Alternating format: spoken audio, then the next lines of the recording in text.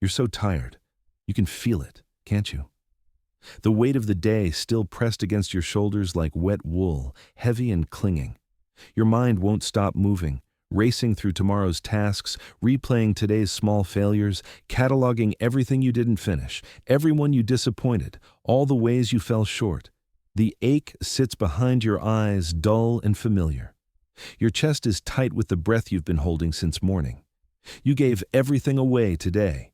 Every ounce of patience, every smile, every "I'm fine" when you weren't fine at all. You poured yourself out for everyone else. And now, here in the dark, you have nothing left, not even for yourself. The sheets feel cool against your skin, but they can't quite reach the tiredness that lives deeper. Your body is here, yes? But some essential part of you feels scattered across 100 unfinished conversations, 1,000 small anxieties. You're exhausted in a way that sleep doesn't always fix. Listen to me now, dear one. It's okay to rest. No one is asking anything more of you tonight, not one single thing. You don't have to be wise or strong or helpful. You don't have to solve anything or fix anyone or remember what you forgot. The world will keep turning without your hands holding it up. Just for these hours, just while the night is dark and the rain is falling, you're allowed to let go. Do you hear it? The rain? It's tapping against your window like fingers, asking gently to be let in. Soft, persistent, patient. The kind of rain that doesn't rush, that falls in long silver threads, that knows how to wait. Somewhere beyond your walls. It's pooling in old stone hollows, running down window glass, whispering to the sleeping earth. And beneath that sound, if you listen with the tired, tender part of yourself that remembers being small, you might hear something else. Stories. The rain is telling stories tonight. But tonight? Tonight the lantern is lit for you, and it burns in a place you've almost forgotten, where someone keeps watch while you sleep. There's a cottage on a hillside you used to know, not with your waking mind perhaps, but with that secret part of you that still believes in magic when you're too exhausted to argue with it.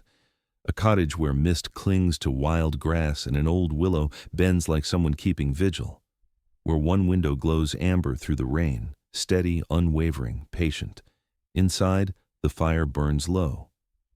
The air smells of chamomile steam rising from a chipped mug, of wool blankets dried by the hearth, of old books breathing their paper and ink dreams into the quiet.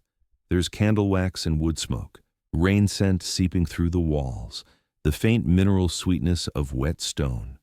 Tonight is special, you see. Tonight, the rain remembers. Once in a great while, when the world turns dark early and the year grows old, the rain gathers all the stories it has collected, the forgotten lullabies, the childhood tales you used to tell yourself, the wonder you thought you'd lost, and it carries them back to where they belong. Back to you. A woman sits by that cottage window, watching the rain. Her name is Alara, though she's forgotten her name matters. She's forgotten a lot of things, the way you have. But tonight, as the rain begins its telling, she's starting to remember. And so are you. Feel the blanket settle heavier now, warm and safe. Feel your breath beginning to deepen, to slow, to match the rhythm of rain on glass. Outside your window, beyond the cottage window, the night is gentle. The crescent moon peers through breaking clouds, laying soft silver across the floor. You are safe here. You are held. The rain is keeping watch. Let your shoulders drop now, just a little. Let your jaw unclench. Let the racing thoughts begin to blur at the edges, softening like watercolors in the rain. You don't have to do anything but listen. The story is already beginning, and it knows the way even when you're lost. Close your eyes, beloved. The lantern is burning for you, and the rain has a story to tell. The cottage sits alone on a hillside where mist gathers like breath. Not lonely, exactly. Alone in the way that some people choose when the world becomes too much. When the noise and the demands and the endless parade of small disappointments wear grooves so deep you forget there was ever another way to be. The stone walls are old, softened by centuries of rain. Moss creeps up the northern side in velvet patches. The willow tree bends close, its long fingers trailing in the wind, and if you didn't know better, You might think it was leaning in to listen. Inside, Alara moves through her evening routine with the practiced efficiency of someone who stopped expecting surprises decades ago. She is 47, though she forgets this most days. Age has become irrelevant when every day mirrors the last. Her hair, once dark as wet earth, has begun threading silver at the temples. She wears it pulled back in a practical knot. Her hands are capable, librarian's hands, teacher's hands, though they rarely hold anything more precious than a chipped teacup anymore, or the spine of a book she won't quite open. The cottage is full of books. They line every wall, stacked on tables, piled beside the armchair, tucked into corners like sleeping cats. Novels and poetry, fairy tales and folklore, volumes of mythology with gold-leaf titles worn to whispers. She collected them over years, rescued them from library sales and thrift shops, carried them home like orphans, promised herself she'd read them aloud again the way she used to. But she hasn't. Not for so long now that dust has settled into the page edges and the books have stopped breathing. She used to tell stories, you see. When she was young enough that rain was magic and every shadow held secrets, she would sit beneath that willow tree and weave tales from nothing. From the pattern of droplets on leaves, from the way the wind moved through grass, from the shapes clouds made before they dissolved. Her grandmother would sit on the cottage steps, shelling peas or mending socks, and listen with a smile that said, "Keep going, child. The world needs your stories." But that was before. Before responsibility taught her that stories were frivolous, before bills and broken things and the slow, steady erosion of wonder ground her voice down to silence.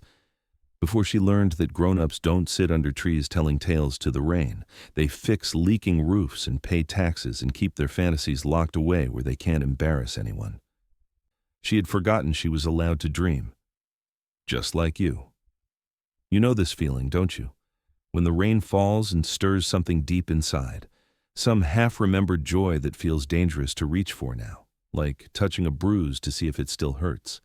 That ache of lost magic, lost softness, lost permission to be anything other than useful and efficient and numb. Outside, the rain begins, softly at first, tentative, almost apologetic. A few drops tapping at the window like someone asking gently if they might come in. Then more, gathering courage until it becomes a steady percussion against glass and thatch and stone. Not the harsh pounding of a storm, but something gentler, persistent, patient as the years. Alara stands at the sink washing her single plate from dinner, lentil soup again.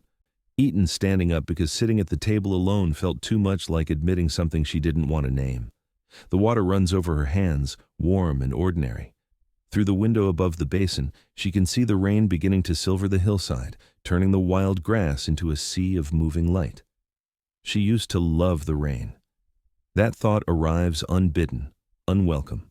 A small crack in the careful walls she's built around remembering. She dries the plate with slow, deliberate movements, puts it in the cupboard, folds the towel with hospital corners. Routine is armor. Don't think, don't feel, don't reach for what's gone. But the rain doesn't stop.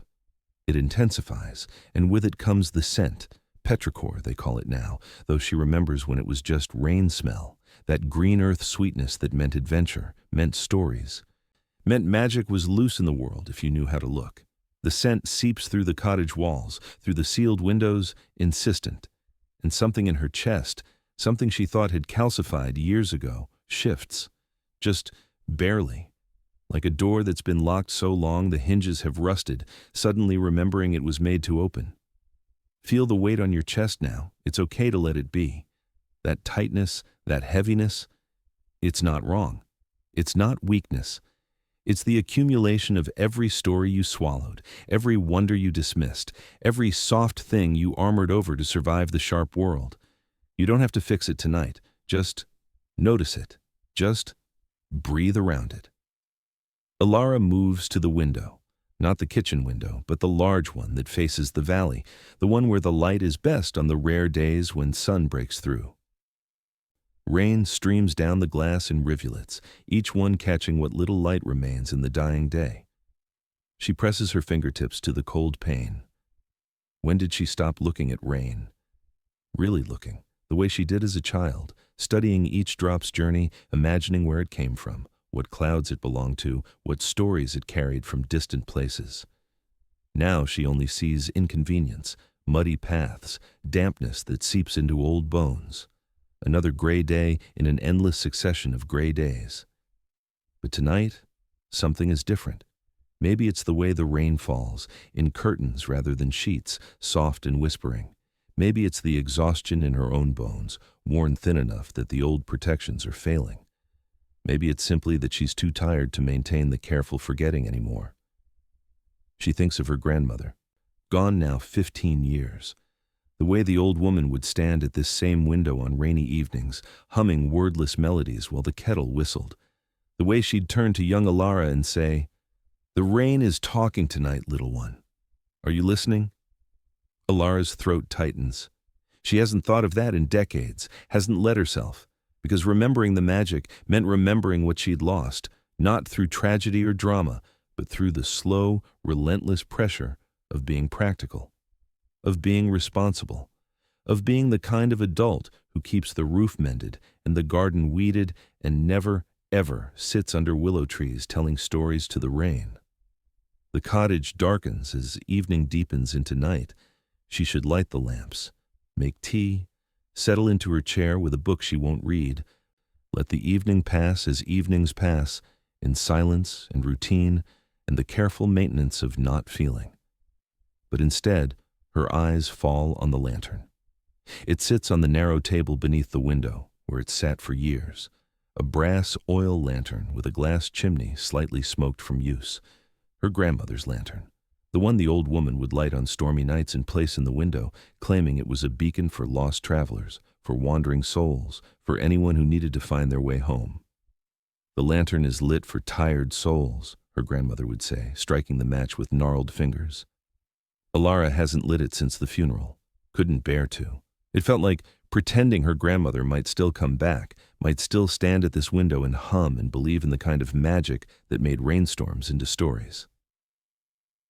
But her hand reaches for it now, as if it belongs to someone else, as if some deeper part of her has taken control, the part that still remembers wonder. The matches are in the drawer, wooden, old-fashioned, the kind you strike against the box. Her hands shake slightly as she opens the lantern's glass chimney, adjusts the wick. The match hisses to life, that sharp sulfur scent, then the bloom of yellow flame. She touches it to the wick. The lantern catches, flickers, steadies into a warm amber glow that pushes back the darkness in a perfect circle. Not bright, not harsh, gentle. The kind of light that says, "Rest now, you're safe. Nothing here will hurt you." Alara sets it in the window. The effect is immediate. Outside, through the streaming rain, that small circle of gold cuts through the darkness like a promise, like a hand extended. Like someone saying, "I'm here, I'm waiting, come home." And something in her chest breaks open, not with drama, not with tears, not yet. Just a small, quiet fracture in the dam she's built against remembering. She sinks into the armchair by the fire, the same chair her grandmother sat in, its cushions molded now to Alara's shape, and pulls the wool blanket over her lap. The fire burns low, embers glowing soft orange. The rain continues its gentle percussion, tap, tap, tap, tap, tap, like fingers on glass, like Morse code, like a language she used to speak fluently and has somehow, impossibly, forgotten. She closes her eyes, and the memory arrives, unbidden but no longer unwelcome. She is 7 years old, maybe 8. It's raining, a summer rain, warm and sudden, the kind that smells of cut grass and earthworms and freedom. She's supposed to be inside doing lessons, but she's slipped out to the secret place beneath the willow tree, where the branches make a curtain and the rain can't quite reach. She has her notebook, the one with the blue cover and pages gone soft from humidity. She's writing a story about a girl who can speak to clouds, who rides them across the sky, who collects raindrops in jars and plants them like seeds to grow water flowers. Her grandmother appears at the edge of the willow's veil, not angry, just smiling. Brings her a cup of chamomile tea in a chipped mug, sits down beside her in the grass, unconcerned about getting wet or dirty or being proper. "What story is the rain telling today?" her grandmother asks, and young Alara tells her, breathless, animated, spilling words like rain itself. The cloud girl and her water garden and the way she weaves storms into lullabies. Her grandmother listens with complete attention, as if this rambling child tale is the most important thing in the world. When Alara finishes, her grandmother touches her cheek gently. "Don't ever stop listening to the rain, little love. It remembers things we forget, keeps them safe until we're ready to hear again." The memory fades, but it leaves something behind, a warmth, an ache. The knowledge that she did have this once, this capacity for wonder, this fluency in magic, and she let it slip away. Not because anyone stole it, not because the world was cruel, just because she stopped believing she was allowed to keep it. The rain intensifies, and now, if she's very still, very quiet, if she lets her adult skepticism rest for just a moment, she can almost hear it. Not words exactly, more like a rhythm, a cadence, the way a story has a pulse before it has a plot. The rain is doing what rain does, falling, pooling, running. But underneath that simple fact, there's something else, something that sounds almost like whispering. Alara's eyes open. Her heart beats faster, not with fear, but with something she hasn't felt in so long she barely recognizes it. Hope. The lantern in the window burns steady. Its light reflects in the rain-streaked glass, creating doubles and triples of itself, multiplying hope into small constellations.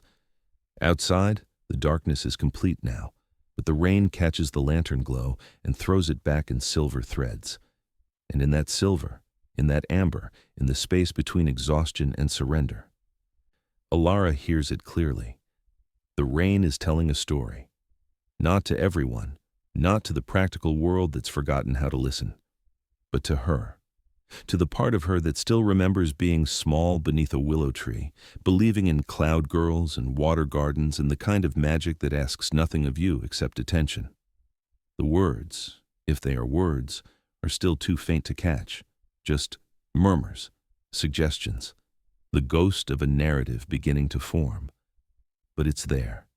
It's real. Or real enough for tonight, for this rain, for this lantern burning in the window like a signal to something she thought was lost forever. Alara pulls the blanket tighter, lets her head rest against the chair's high back. The fire crackles softly.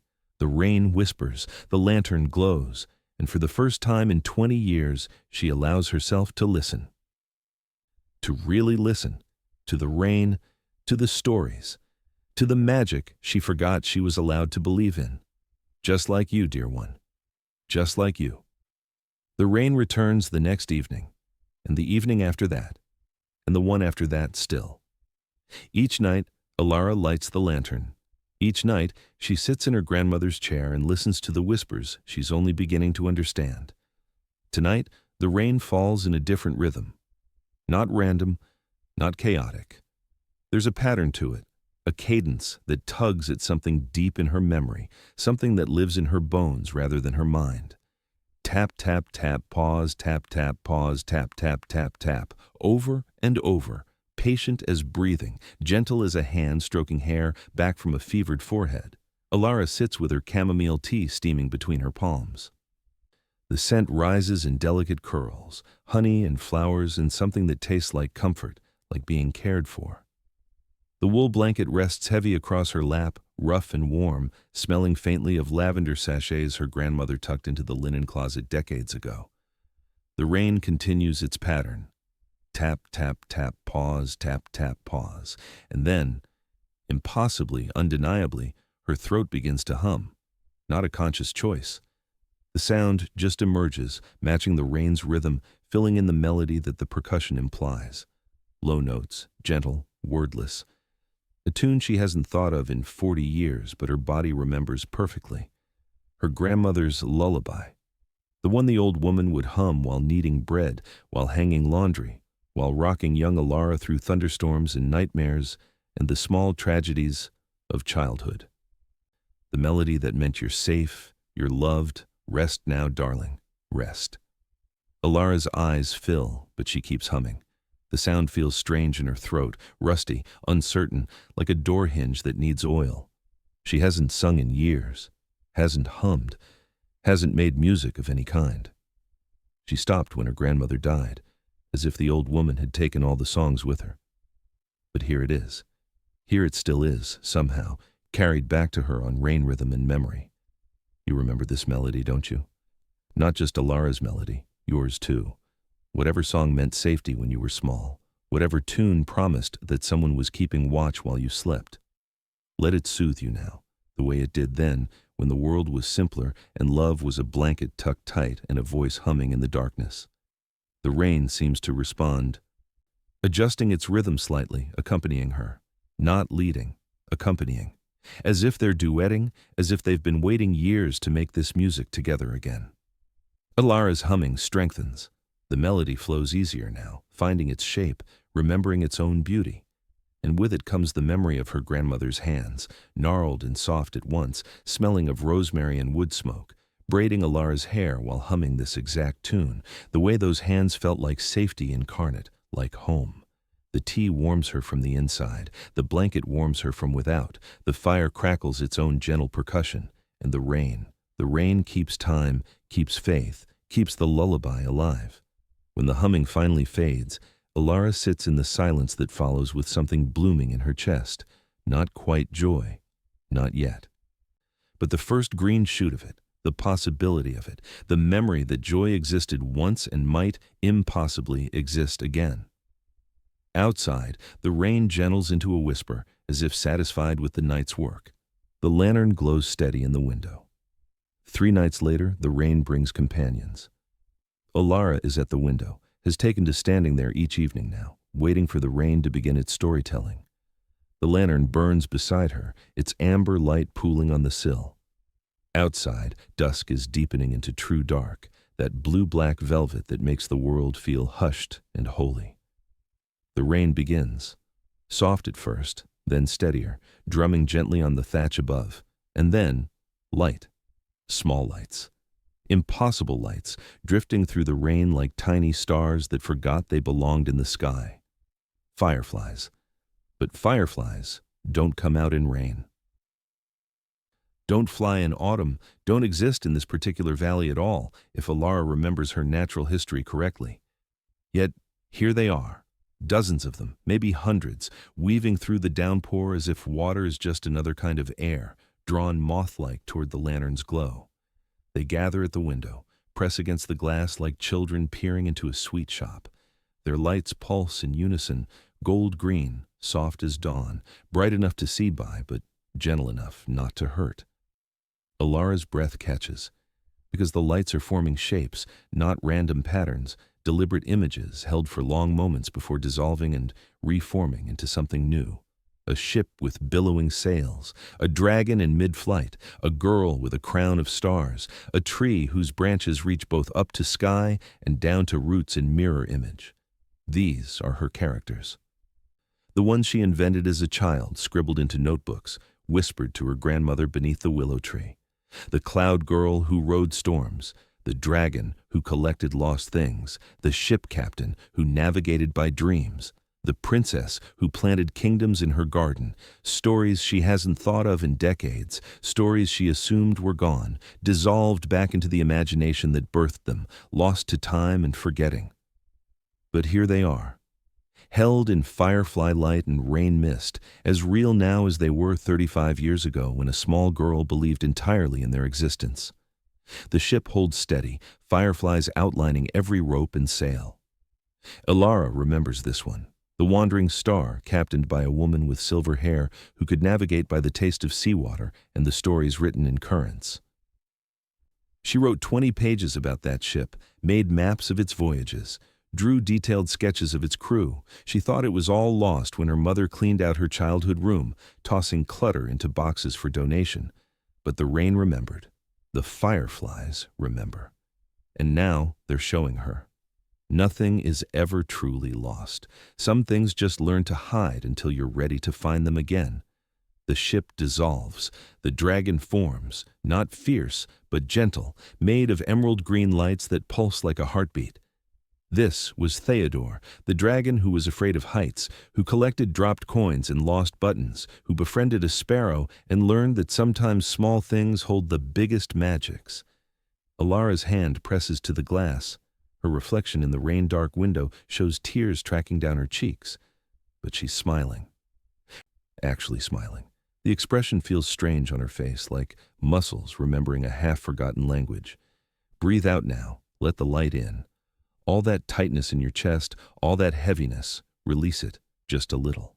Let the firefly glow illuminate the places you've kept dark. The stories aren't gone. The wonder isn't dead.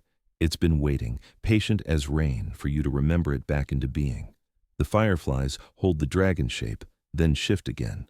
The crowned girl, the star tree, each one a piece of forgotten joy, returned and glowing. Alara watches until the fireflies finally scatter, disappearing into the rain dark as mysteriously as they arrived. The window is empty again, showing only her reflection, middle-aged, silver threading, eyes shining with tears. But behind her reflection, the lantern glows, and in that glow, she can still see the faint afterimage of firefly stories, burned temporarily into her vision like sunspots. She touches the glass where the dragon was. "Thank you," she whispers. The rain taps in response. Tap, tap, tap, like someone saying, "You're welcome. We're not finished yet." The rain waits 5 days before returning, and when it does, it brings the moon with it. Not full, a crescent, delicate as a fingernail paring, hanging in the clearing sky between storm clouds. Its light spills silver through Alara's window, pooling on the floor in a luminous puddle that seems almost solid enough to step into. The rain is gentle tonight, almost hesitant. Tap, tap, tap, each drop distinct, patient, as if giving Alara time to hear what it's trying to say. And what it says is, look up. She doesn't question the impulse. These past nights have taught her to trust the rain's whispers, to follow the strange certainties that arrive with no logical explanation. So she takes the lantern, its second appearance as guide, and climbs the narrow stairs to the attic. She hasn't been up here in years. The space smells of dust and old wood, of mouse nests and the particular mustiness of forgotten things. Moonlight streams through the small, round window, illuminating motes dancing in the air like tiny spirits. The lantern adds its amber glow to the moon's silver. Together, they light the attic in a way that makes everything look significant, touched by magic, worthy of attention. Boxes stack against the walls, trunks with rusted hinges, furniture draped in sheets like sleeping ghosts. And there, beneath the window where moon and lantern light converge most brightly, a bookshelf. Not just any bookshelf, her bookshelf from childhood, the small pine one her grandfather built, with clumsy joints and uneven shelves, but made with love and therefore perfect. She thought it had been thrown out or given away decades ago, but here it sits, waiting. The rain taps at the attic window. There, look there. And Alara's eyes find the book, thin. Blue cover gone soft and faded, tucked between a moldering dictionary and a water-stained atlas, her journal, her story journal from age 9. Her hands shake as she pulls it free. The cover feels fragile, the pages brittle. It smells exactly as it should, like rain on old paper, like petrichor and childhood and time folded back on itself. That green earth scent that means stories are growing. Magic is loose, anything is possible. She opens to a random page. Her child handwriting stares back, uneven and enthusiastic, misspellings uncorrected because the stories mattered more than the spelling. A tale about a girl who befriended the north wind. Illustrations in the margins, crude but earnest, stick figures with elaborate costumes. And then, tucked between 2 pages like a bookmark, a letter. Folded once, written on lined paper torn from this same journal. The handwriting is hers, but younger still. She unfolds it carefully, terrified it will crumble. Dear future me, I'm 9 years old today. Grandma says I should write a letter to the person I'll be when I'm grown up, so here it is. I hope you're still telling stories. I hope you remember the willow tree and how rain sounds on leaves. I hope you didn't forget how to see magic because I know grown-ups sometimes do that, and it makes them sad. When I grow up, I want to write stories that help people dream.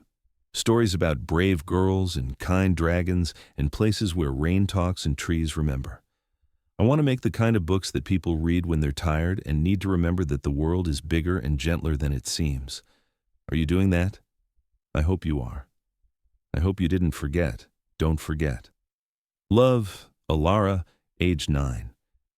The tears come now, not gentle anymore, full sobs that shake her shoulders, that taste of salt and regret and grief for the girl she was, for the promises she broke without meaning to, for all the years spent forgetting when a 9-year-old had been wise enough to know that remembering was the most important thing. Gentle tears begin, not just for Alara, but for you too, dear listener. For the child you were, who wrote letters to your future self in secret languages of hope, for the dreams you set down because they seemed impractical, for the magic you learned to unsee. But here's the truth the rain brings. It's not too late. The letter survived. The dreams waited. The magic simply learned patience. Alara holds the letter to her chest, crying until the tears slow, until her breath comes easier, until the rain's gentle tapping sounds almost like applause. Outside, the crescent moon smiles its silver smile. The lantern glows steady. And in the attic of a cottage where rain tells stories, a woman begins, just barely, just possibly, to remember who she meant to be. The rain doesn't come the next night, or the next. For 3 days, the sky stays stubbornly clear, and Alara feels the absence like a physical ache. She keeps the letter in her pocket now, touches it throughout the day like a talisman, like proof. On the 4th night, she wakes to the sound. Not rain, not yet. Something else. A train whistle, distant and mournful, echoing across the valley, long and low, fading into silence, then sounding again. But there's no train line for 20 miles. Hasn't been for 30 years since they closed the old mountain route and left the tracks to rust into the earth. Yet, there it is. Unmistakable. The sound of distance and departure, of journeys and destinations, of all the places you meant to go but never quite reached. Alara rises, wraps her grandmother's shawl around her shoulders, pads barefoot to the window. The lantern sits unlit on the sill. She lights it now. 3rd time as Pathfinder, and its glow pushes back just enough darkness to show her the rain beginning. Soft. Patient. As if it's been waiting for the whistle to call it home. The whistle sounds again, and with it comes a certainty. The wall, behind the bookshelf. Look. She's lived in this cottage her entire life and never questioned the walls. But now, guided by rain whisper and train song, she moves to the tall bookshelf beside the fireplace. It's heavy, loaded with decades of collected volumes, but the rain seems to give her strength. She pulls. The bookshelf shifts, slides, reveals. The wallpaper behind it is old, ancient really, a pattern of faded roses that her great-grandmother must have hung. But at child height, about 3 feet up, the paper has been peeled back. And underneath, drawn directly on the plaster in what looks like charcoal and crayon, a map. Her map. The one she drew at age 7, the summer before school, taught her that maps should be accurate and proportional and sensible. This map has none of those qualities. It's pure imagination. The cottage at the center, the willow tree with its branches labeled Whisper Place, a path leading to a garden labeled Secret Garden of Lost Tales, and beyond that, destinations she invented entirely. The mountains where dragons sleep, the sea of liquid starlight, the forest of eternal autumn. And there, carefully drawn in blue crayon, train tracks, leading from the cottage to all those impossible places. Destination. Anywhere, she's written in wobbly letters. Departure time. Whenever you're brave. Alara's hand covers her mouth. But the sound that escapes is laughter.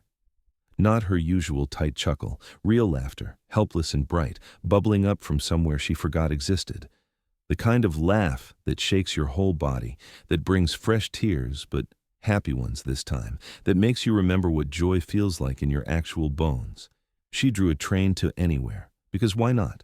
Because the world was vast and she was small, but she believed entirely that vastness was hers to explore.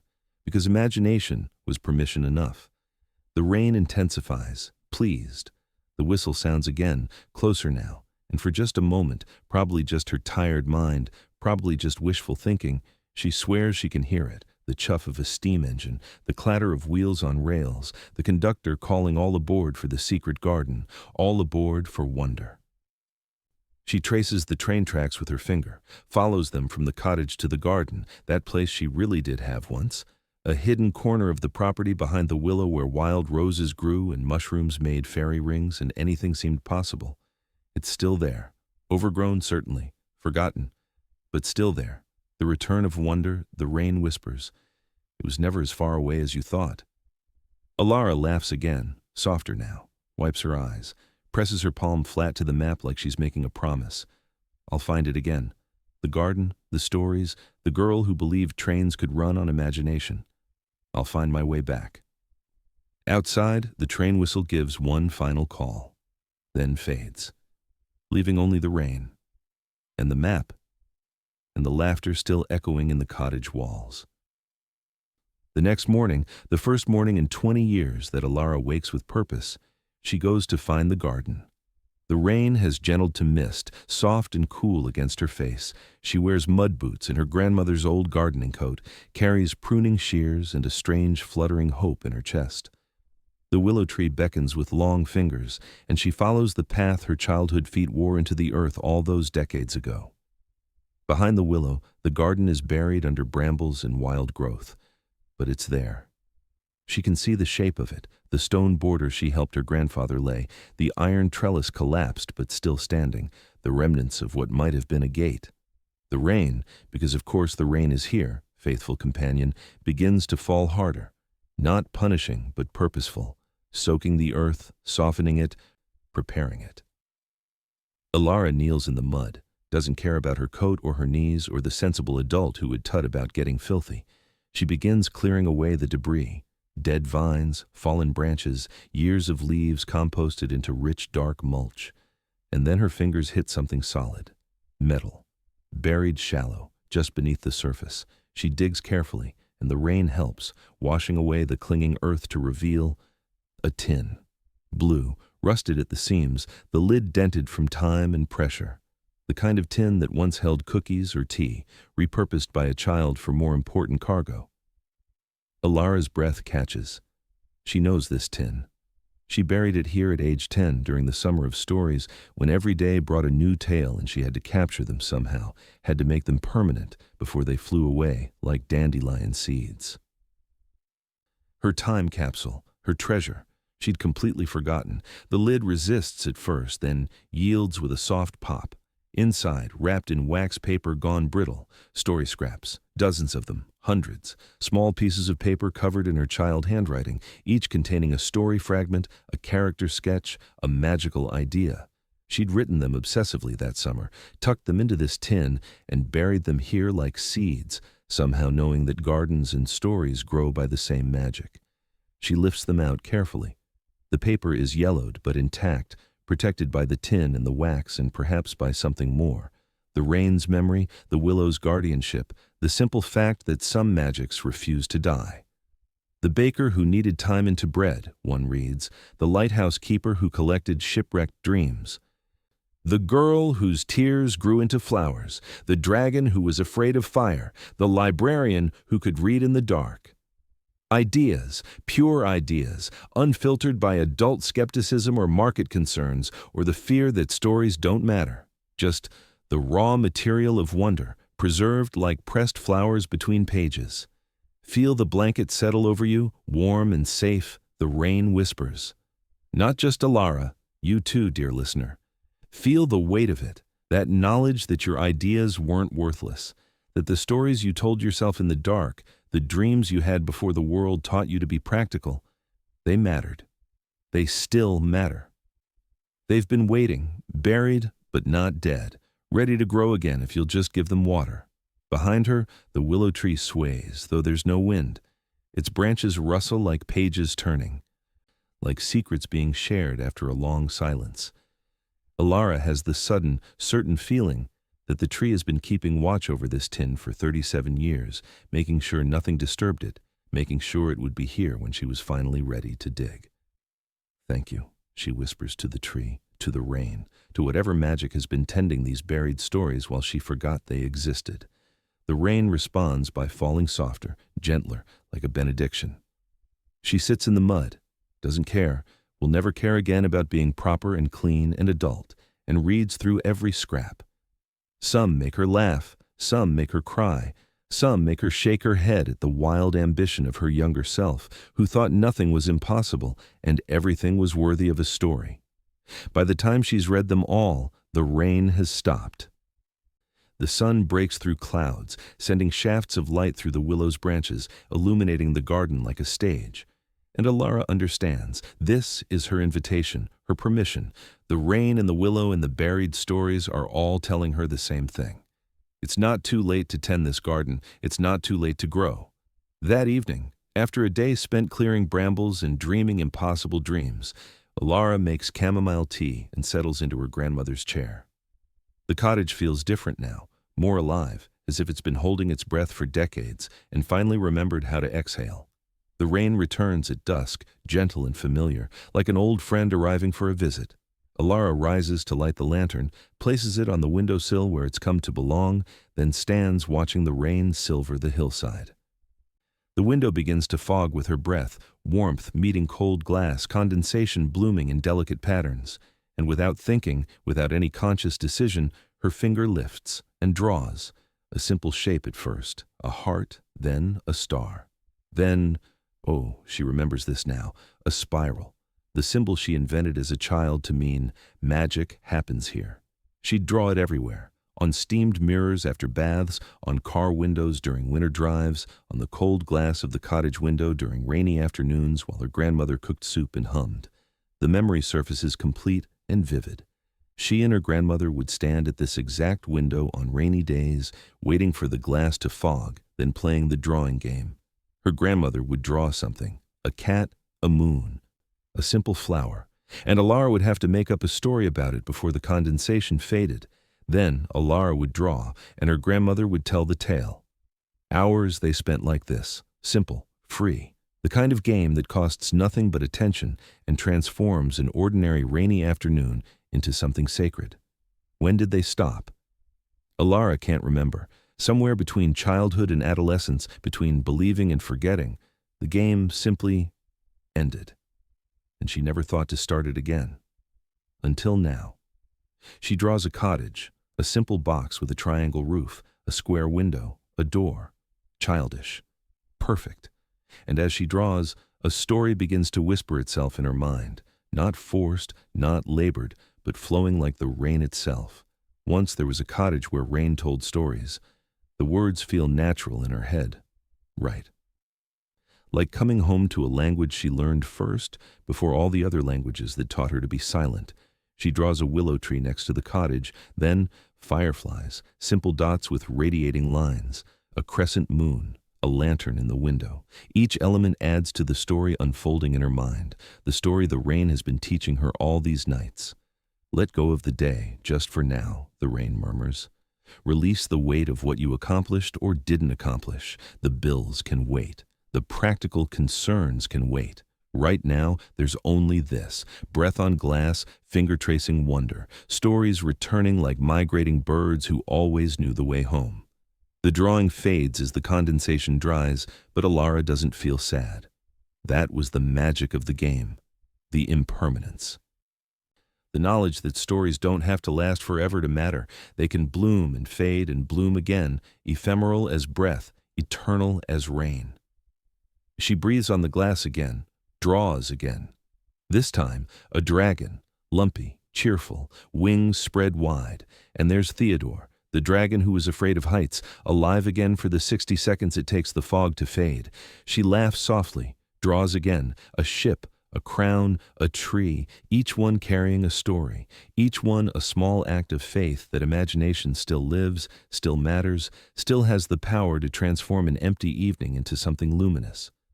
Behind her, the fire crackles, the lantern glows, the rain keeps time, and Alara draws on the window until full dark, telling herself stories, remembering the girl who knew that breath on glass was a kind of canvas, that impermanence was no reason not to create. The rain sounds pleased, satisfied, like it's watching a garden finally break through winter soil. The attic calls her back 3 nights later. The rain is steady tonight, not gentle, not harsh, but constant.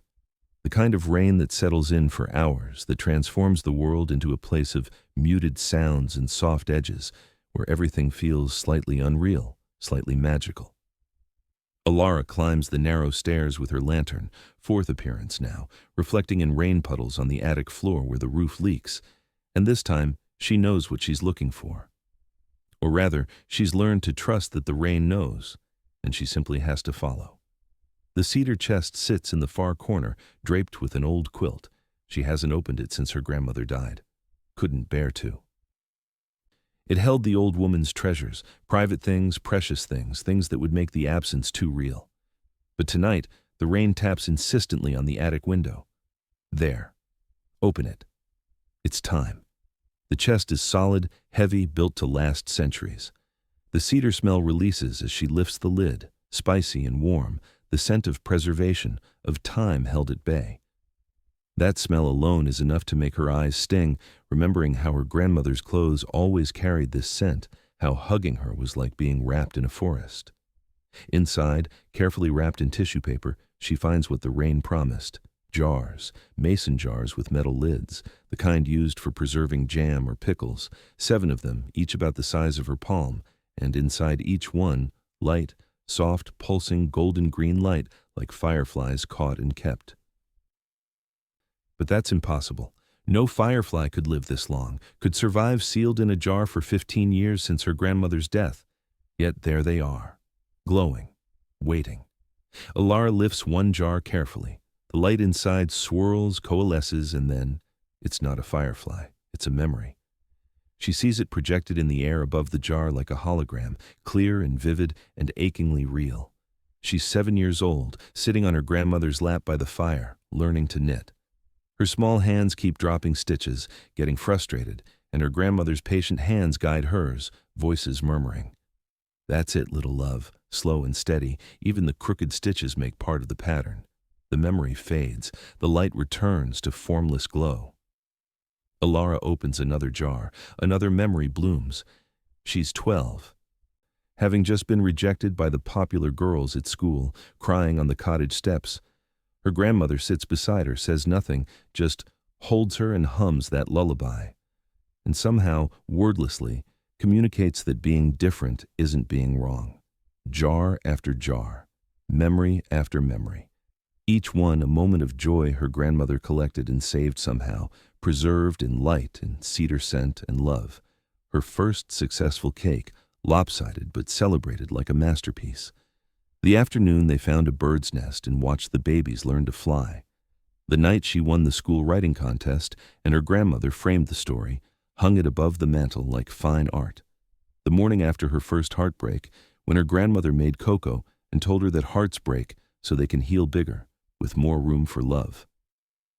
By the time she's opened all 7 jars, Alara is crying and laughing simultaneously, tears running down her face while helpless giggles shake her shoulders. That tears-laugh progression the rain has been teaching her, the permission to feel everything at once, to not sort emotions into neat categories, but let them tumble together like colors bleeding in watercolor. It's okay, the rain whispers. It's okay to cry and laugh. It's okay to grieve and rejoice.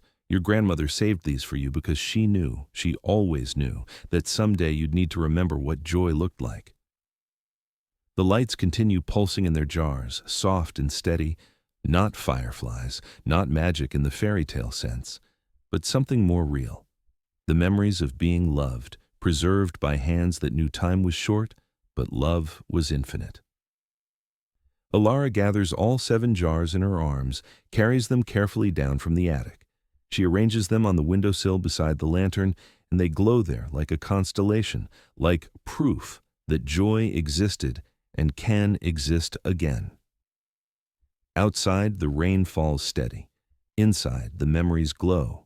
And Alara sits in her grandmother's chair, wrapped in the old woman's shawl, crying soft, grateful tears for the gift of remembering that she was loved, is loved, will always be loved, even by someone who's gone. Love doesn't leave. It just changes how it glows. The rain has become a constant companion now, falling most evenings, sometimes soft as whisper, sometimes bold as proclamation. Alara has stopped being surprised by the small magics, has started expecting them, welcoming them, understanding that her cottage has become a place where the impossible leaks through. Tonight, she's on the floor surrounded by books, not reading them, not yet, just touching them, opening to random pages, remembering when each volume came into her life. This poetry collection from a library sale the summer she turned 16. That mythology book her grandmother gave her for her 21st birthday. The fairy tales with gold leaf edges she bought herself the year she graduated university, promising she'd never stop believing in magic. Promises she broke without meaning to. The rain falls on the thatch roof, on the windows, on the world beyond. And as it does, something extraordinary begins. The books begin to murmur, not loudly, not dramatically, just softly, as if they're waking from a long sleep and remembering they have voices. The poetry book whispers a few lines. Yeats, she thinks, something about the silver apples of the moon. The mythology volume murmurs an ancient story in a language she doesn't know but somehow understands. The fairy tales rustle like leaves, mixing fragments, once upon a time, happily ever after, and the spell was broken.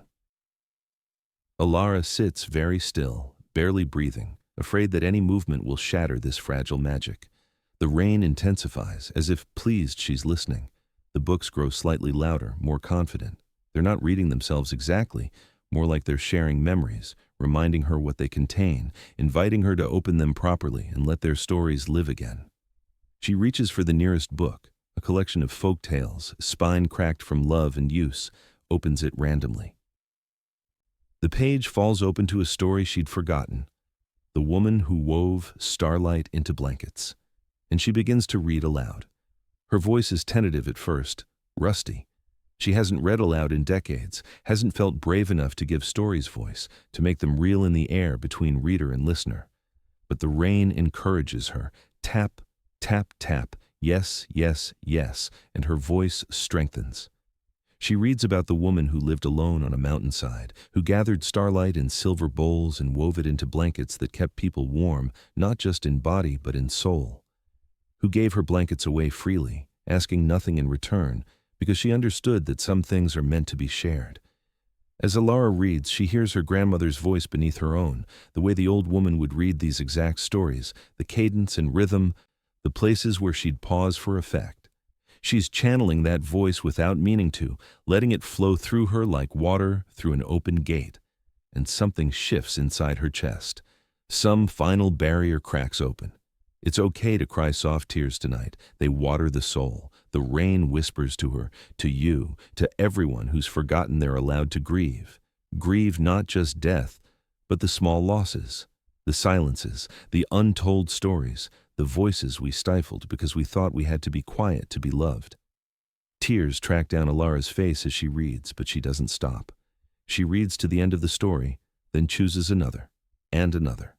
Her voice grows stronger with each tale, more confident, more herself. She's reading to the empty cottage, yes, but also to her grandmother's memory, to the girl she was. To the rain and the books and the small magics gathered in this room. She's reading herself back into existence. By the time she finishes the fourth story, her throat is sore but satisfied. The books around her seem content now, settled. Their voices return to dormancy, but no longer forgotten. They know she'll come back. They know she's remembered how to bring them to life. Outside, the rain gentles into mist. The lantern glows, and Alara closes the last book softly, reverently, whispering, "Thank you for waiting. Thank you for remembering when I forgot." The books say nothing, but their spines seem to glow a little brighter in the lamplight, like smiles. The rain stops for 3 days, and Alara misses it like missing a friend. She fills the time clearing more of the garden, rereading her childhood story scraps, practicing reading aloud to the empty cottage until her voice no longer wavers. When the rain finally returns, it brings the moon with it. Full this time, or near enough, round and luminous, turning the rain to liquid silver as it falls. The droplets catch moonlight, transform into moving mercury, create a symphony of light and sound that makes the whole world feel enchanted. Alara stands at her door, the cottage door, the same threshold she's crossed 1,000,000 times. But tonight it feels significant, like a border between who she was and who she's becoming. She steps outside. The rain soaks her immediately, her hair, her nightgown, her bare feet. She should feel cold, probably does, but it doesn't matter. Nothing matters except this, being in the rain, being held by it, being told by it that, yes, You are allowed to stand in your nightgown in the moonlight like a madwoman, and no, it's not madness, it's remembering how to be free. She walks to the willow tree, her old companion, her witness. Its branches hang heavy with rain, creating a natural shelter beneath. But tonight, she doesn't seek shelter. She stands at the tree's base, where the rain has created a large puddle, a pool of water reflecting the full moon so perfectly, it looks like a doorway into another world. And in that reflection, impossibly, she sees herself, not her current self, her younger self. 8 years old, gap-toothed and wild-haired, standing beneath this same willow tree in this same rain, looking up as if she can see through time to where her adult self stands. Younger Alara waves. Adult Alara's breath catches, waves back. The puddle ripples but doesn't break the image. If anything, it strengthens. And now there are two reflections. Past and present, standing in the same spot 40 years apart, separated by time but connected by this place, this tree, this rain that's been falling all along. The child Alara mouths something. No sound crosses the ears, but adult Alara can read the lips, remembers speaking these exact words. Don't forget me. And adult Alara mouths back, tears streaming down her face. I'm sorry. I'm so sorry I forgot. But I remember now. I remember. The child smiles, that gap-toothed, unself-conscious smile that believes entirely in magic and kindness, and the possibility that grown-ups remember their promises. She holds up her hands, and in them, barely visible, dreamlike, is a journal. The blue journal. The one Alara found in the attic. She's offering it across time, offering the stories, the dreams, the promises, asking, will you keep them now? Will you tend them? Will you let them grow? Exhale deeply now, the rain whispers, and Alara does. Releases the breath she's been holding for 40 years, the one that's been tight with shame and regret, and the particular grief of disappointing your younger self. She exhales until her lungs are empty, until there's nothing left inside but space for something new. And when she inhales, when she draws in rain-scented air and moonlight and the particular magic of this moment, she feels it. Forgiveness, not from anyone else, from herself, from the girl in the puddle who never stopped believing, never stopped hoping that someday her adult self would remember and come back. I will, Alara whispers to the reflection, to the rain, to the girl she was and is and will always be in some eternal corner of herself. I will keep the stories. I will tend them. I will let them grow. I promise. This time, I promise. And I won't forget again. The child reflection smiles once more, nods as if sealing a contract, and then, gently without drama, fades. The puddle returns to normal, reflecting only moon and branches, and the woman standing in rain and nightgown, transformed. Alara stands there for a long time, letting the rain soak her completely, letting it wash away the last of the forgetting, the last of the shame. When she finally returns to the cottage, she's shivering but radiant. Changed. Whole in a way she hasn't been since childhood. She towels off, changes into dry clothes, lights the lantern once more, and sits down with the blue journal and a pen. Begins to write. A new story, or perhaps the continuation of a very old one. Either way, it doesn't matter. What matters is that she's writing. The 10th night of rain, though Alara has stopped counting, has stopped trying to understand the pattern, brings everything together. She knows this somehow before the first drop falls, feels it in the air, in the way the cottage seems to hold its breath, in the quality of the evening light that suggests something significant is coming.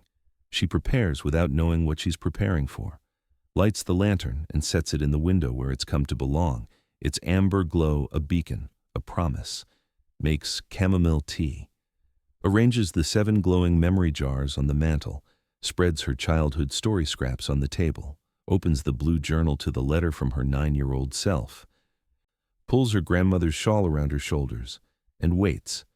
The rain begins at dusk, different from every other rain, not gentler or harsher, but somehow complete, as if all the previous rains were verses, and this is the chorus. This is the song entire. It falls in rhythms she recognizes, the lullaby pattern from that first night, the tap-tap-tap of the window drawing game, the steady percussion that helped her find her reading voice. Every rain she's heard these past weeks woven together into a single symphony, and with it, the magics return. Not separately now, not one wonder at a time, all of them together, convergent. The fireflies gather at the window, hundreds of them, their lights pulsing in unison with the rain's rhythm.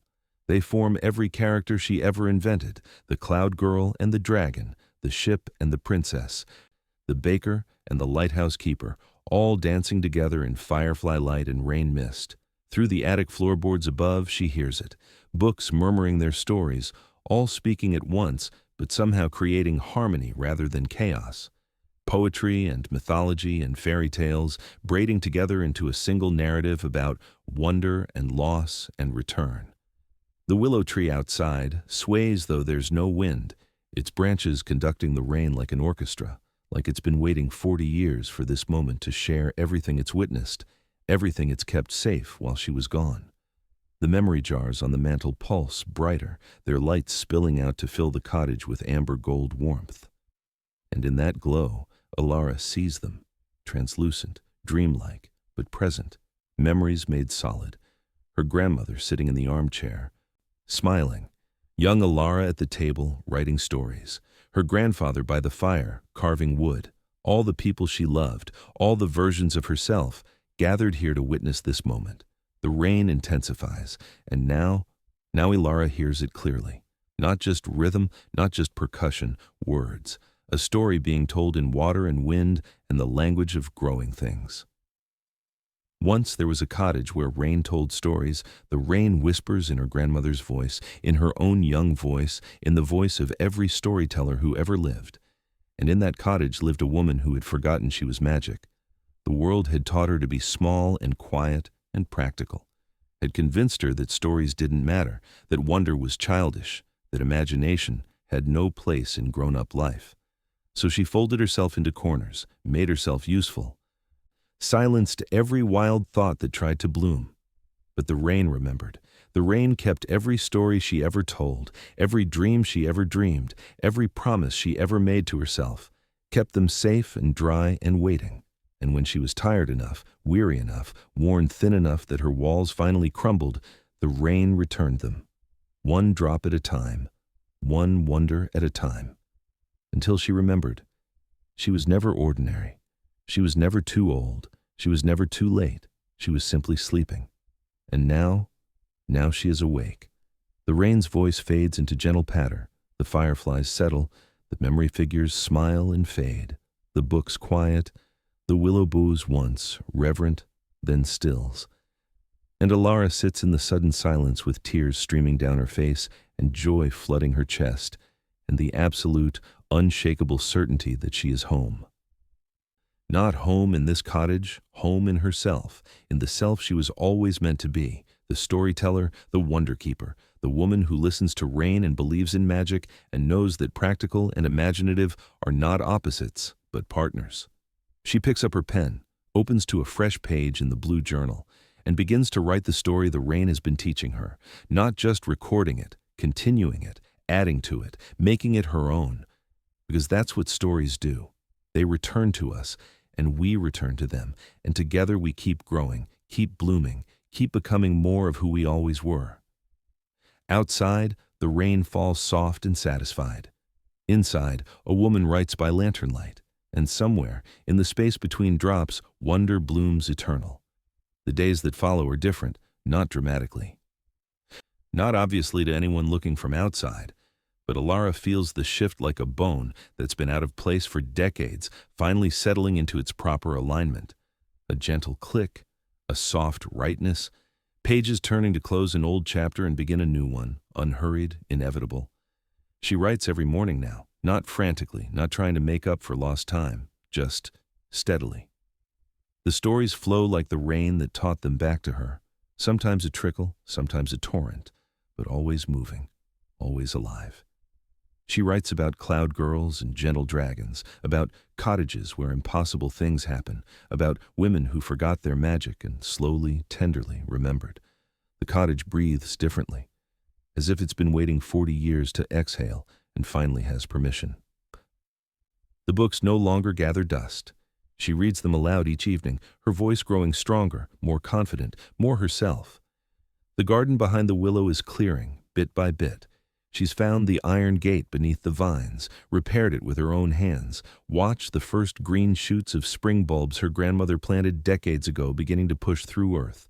Small magics, all of them quiet wonders, the kind that don't announce themselves, but accumulate like rain in a barrel until suddenly you realize you have enough to water a whole garden.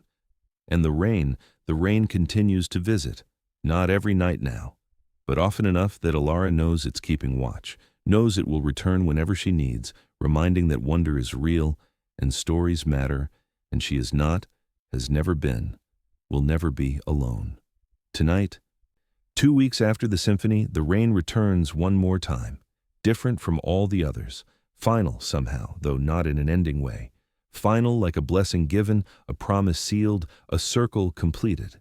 Alara knows before the first drop falls, feels it in her bones, in the way the air holds itself, in the quality of silence that suggests something significant is arriving. She lights the lantern, the 5th time, the last time, the time that matters most, and sets it in the window. But tonight, something is different. The lantern burns brighter than it ever has, not harsh, not blinding, but radiant, steady.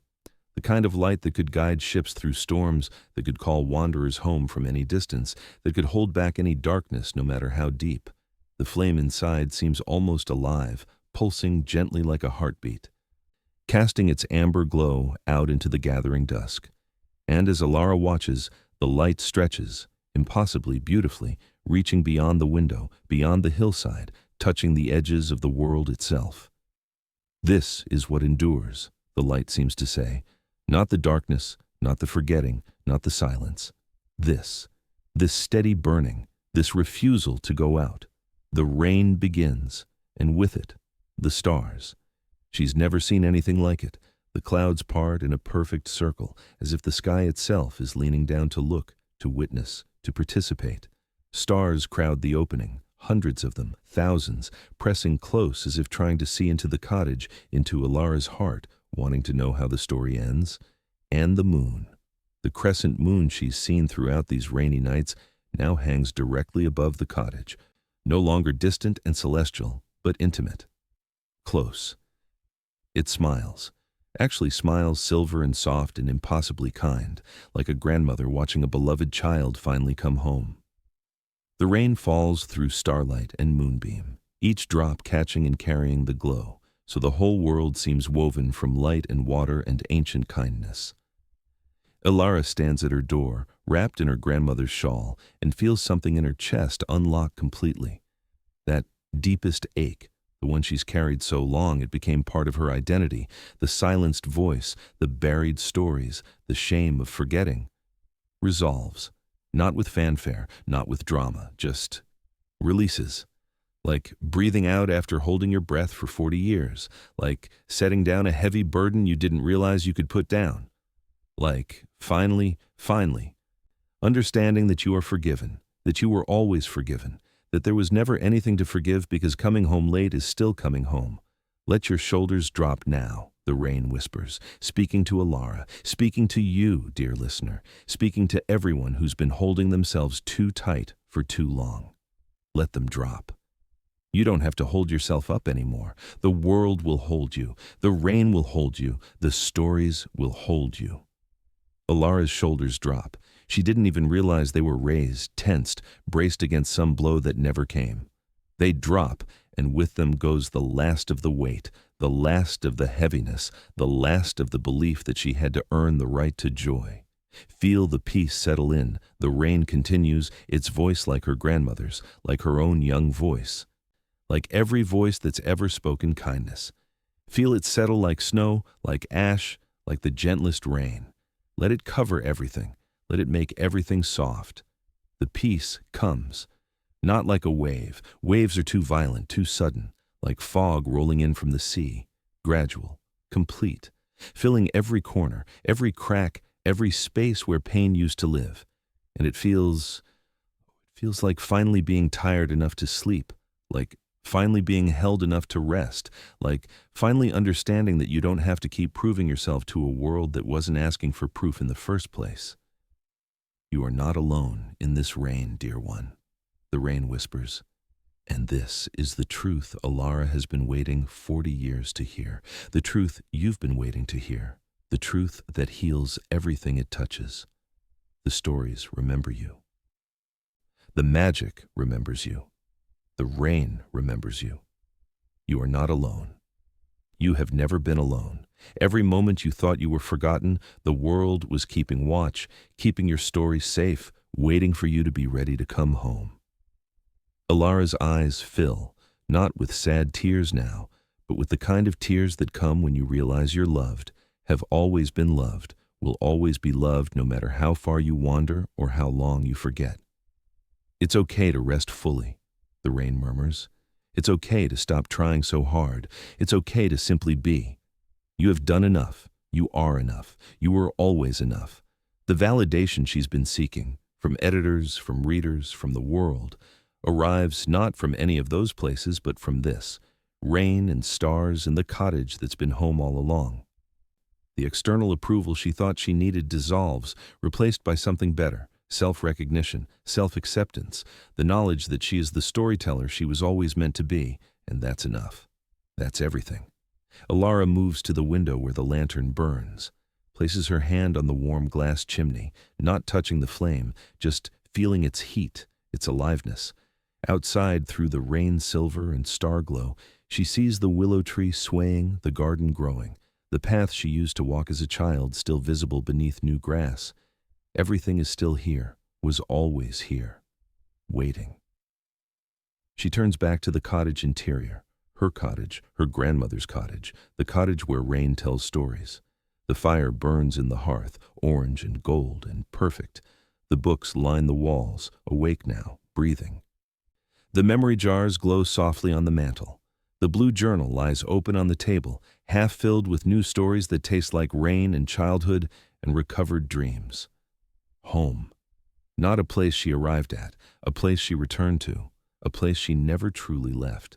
She makes chamomile tea one more time, the ritual comfortable now, beloved, and settles into her grandmother's chair, pulls the wool blanket over her lap, lets her head rest against the high back. The fire crackles, the rain whispers, the lantern glows, and she understands this is not an ending. This is a beginning. The rain will come again. The stories will continue. The magic will keep unfolding, one small wonder at a time, for the rest of her life. Because magic doesn't visit once and leave. Magic takes up residence, settles in, makes itself at home in the hearts that remember how to welcome it. You are safe. The rain whispers one last time. You are loved, and tomorrow can wait. Tonight, you rest. Tonight, you are held. Tonight, you are home. Alara closes her eyes, smiles, knows in her bones that when she wakes, she'll write. And the day after that, she'll write more. And slowly, steadily, as certainly as rain falls and seasons change, she'll become the storyteller her 9-year-old self believed she would be. She'll write the stories about cottages and rain and the small magics that return lost wonder. She'll write them for tired souls who've forgotten they're allowed to dream. She'll write them because the rain taught her back to herself, and now it's her turn to teach others, to whisper to them the way the rain whispered to her, "You are not forgotten. Your stories matter. Come home." The rain begins to soften. The stars lean back satisfied. The moon's smile gentles into a blessing. And in a cottage on a hillside where mist gathers like breath, a woman rests by firelight, held by rain song and lantern glow, and the absolute knowledge that she is exactly where she belongs. The rain falls softly now, softly, so softly. Each drop a whisper, a lullaby, a promise kept. Tap, tap, tap. Slower now, gentler, the rhythm of a heartbeat slowing toward sleep, toward rest, toward the deep peace that comes when all the fighting stops and all the questions quiet and all that remains is breath and warmth and safety. The lantern glows steady, steady, so steady. Its flame doesn't flicker anymore, doesn't dance or waver, just burns, constant, eternal.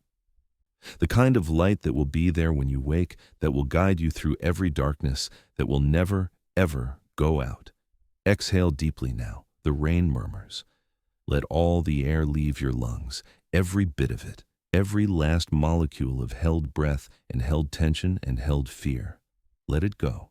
Let it all go. Breathe out and feel how your body sinks deeper into the bed, into the softness, into the holding. Feel how your limbs grow heavy, not with burden, but with the weight of complete relaxation.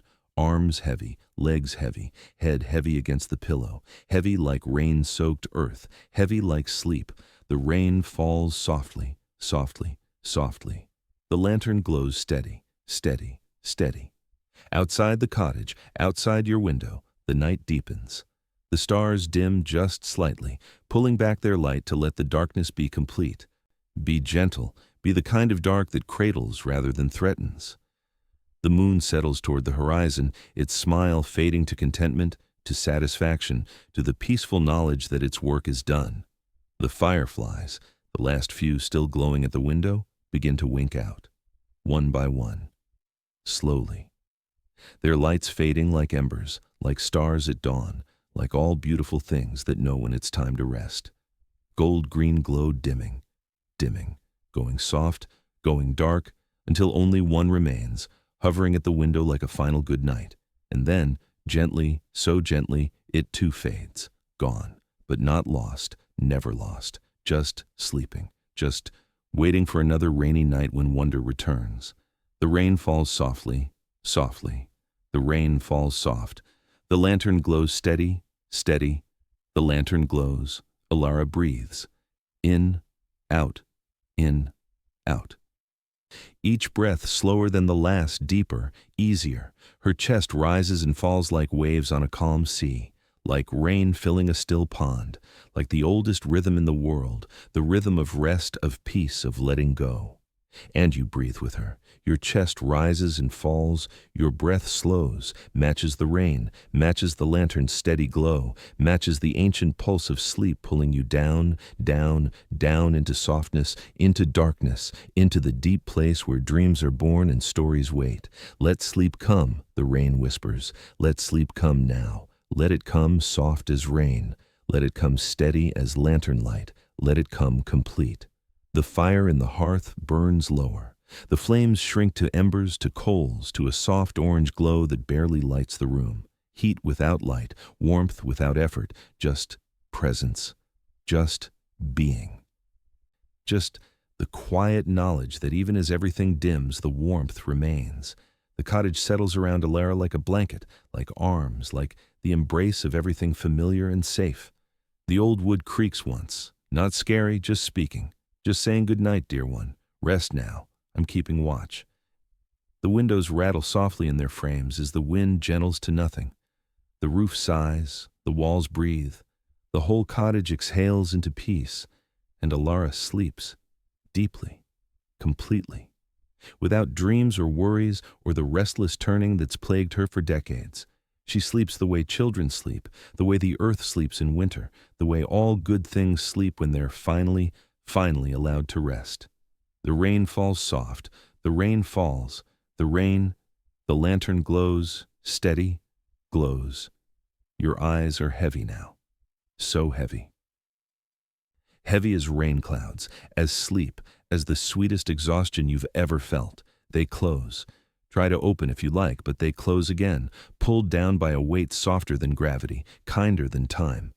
And in that darkness, that perfect, complete, gentle darkness, you understand what Alara understands. You are held, you are safe, you are loved. Tomorrow will come, yes, but it's far away, on the other side of sleep, on the other side of dreams, and it can wait. It will wait. Everything will wait while you rest. Exhale, the rain whispers one last time. Exhale, and let sleep take you. Let it carry you down into the deep place. Let it hold you there until morning. You are safe, you are loved, you are home. The rain, softly, so softly, falling. The lantern, steady, so steady, glowing. Your breath, slowing, so slow, deeper. Sleep, coming, here, now, rest. The lantern is lit for tired souls, and somewhere in a cottage on a hillside, in a bed in the darkness, in the space between waking and dreaming, the lantern keeps burning. For Alara, for you, for every tired soul who's forgotten they're allowed to rest, allowed to dream, allowed to come home to the stories that have been waiting all along. The rain falls soft now, so soft you can barely hear it, just the ghost of a whisper, the memory of a lullaby, the promise that it will return when you need it, bringing more stories, more wonder, more small magics to guide you home. And the lantern keeps burning for you. Sleep now, dear one. Sleep. The stories will keep until morning. Good night.